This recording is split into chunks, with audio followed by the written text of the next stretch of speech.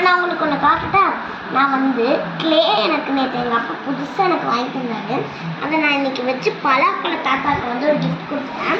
இது வந்து நான் இப்போ உங்களுக்கு பூ கூட வந்து செய்கிறேன். ஸோ அதுக்கு வந்து நான் என்னோடய பிடிச்ச கலர் எனக்கு ஆரஞ்சு தான்.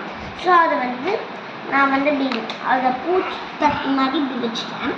வச்சு அதுக்குள்ளே இந்த மாதிரி அந்த மோல்டு எனக்கு தந்துருந்தாங்க. அந்த இந்த மாதிரி குழாய் மாதிரி இருந்தது. ஸோ அதை வந்து இப்படி வச்சு உள்ளே வச்சு நல்லா பவுல் மாதிரி பண்ணிட்டேன்.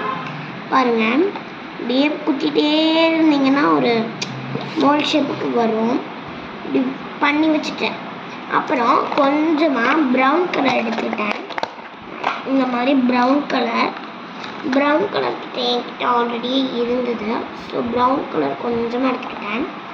ப்ரௌன் கலர் எடுத்ததுக்கப்புறம் இது என்னடா இது இப்படி ஆயிடுச்சு அப்படின்னு தானே பார்க்குறீங்க. ஃபஸ்ட்டு கொஞ்சமாக இப்படி இப்படி தட்டிகிட்டே இருக்கணும்.